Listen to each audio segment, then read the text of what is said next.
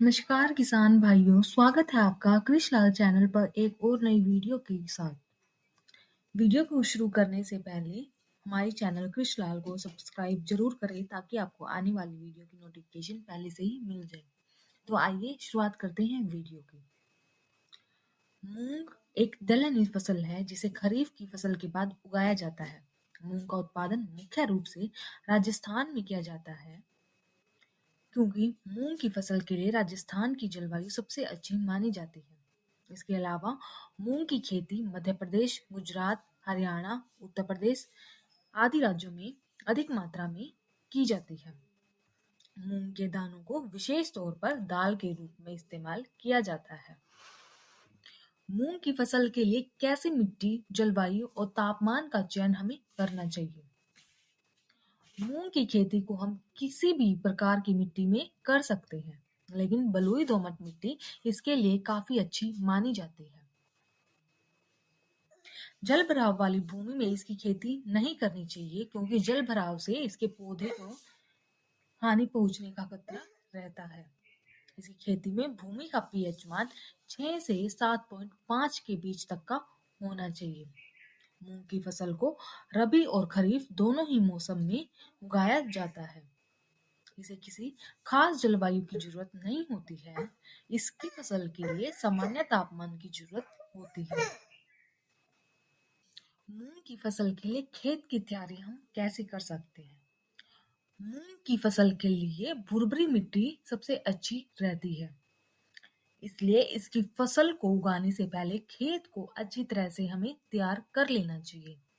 सबसे पहले हमें खेत की अच्छी तरह से गहरी जुताई करनी चाहिए और इसके बाद खेत में गोबर की खाद को डालकर उसे उसकी 2 से 3 तिरछी जुताई करनी चाहिए और जुताई के बाद हमें प्लेव करना चाहिए। इसके बाद कुछ समय के लिए खेत को ऐसे ही छोड़ दे और जब खेत की मिट्टी ऊपर से सूखी दिखाई देने लगे तब रोटावेटर लगाकर 2 से 3 तिरछी जुताई हमें करनी चाहिए, जिससे जो है खेत की मिट्टी भुरभुरी हो जाएगी। मूंग के बीजों की रोपाई का सही समय और तरीका क्या होना चाहिए? मूंग के बीजों की रोपाई बीज के रूप में की जाती है। खेत में बीज रोपाई से पहले उन्हें थायरम और कार्बनडाइजम से उपचारित कर लेना चाहिए। इससे बीजों की रोपाई को अलग-अलग मौसम के हिसाब से किया जाता है। खरीफ के मौसम में इसे जून और जुलाई के महीने के बीच में उगाया जाता है। वहीं जायद के मौसम में इसे मार्च और अप्रैल के बीच में उगाया जाता है। 1 हेक्टेयर खेत में तकरीबन 10 से 12 किलो मूंग के बीजों की जरूरत रहती है और मूंग के बीजों की बुआई को पंक्तियों में किया जाता है। इसके बाद हम जानेंगे सिंचाई का तरीका। मूंग के पौधों को बीज रोपाई से लेकर पैदावार देने तक 4 से 5 सिंचाई की जरूरत होती है। सबसे पहली सिंचाई हमें 20 से 25 दिन बाद बीज रोपाई के 20 से 25 दिन बाद हमें करनी चाहिए और 10 दिन के अंतराल पर हमें इसकी दूसरी सिंचाई करनी चाहिए और बाकी की सिंचाइयों को हम जरूरत के अनुसार कर सकते हैं। लेकिन जायद के मौसम में इसके पौधों को आवश्यकता होने पर ही हमें पानी देना चाहिए क्योंकि उस दौरान बारिश का मौसम होता है तो बारिश से वो कम जो पानी की कमियां वो पूरी हो जाती है। मूंग के पौधों में खरपतवार नियंत्रण कैसे करें?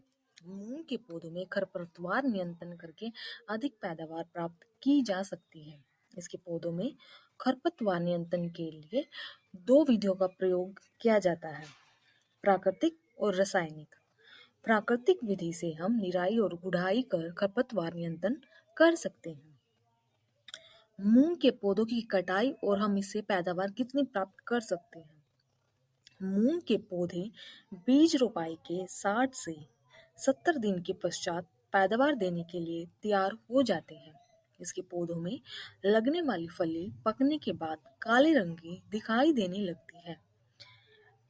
उस दौरान इसके पौधों की कटाई हमें कर लेनी चाहिए।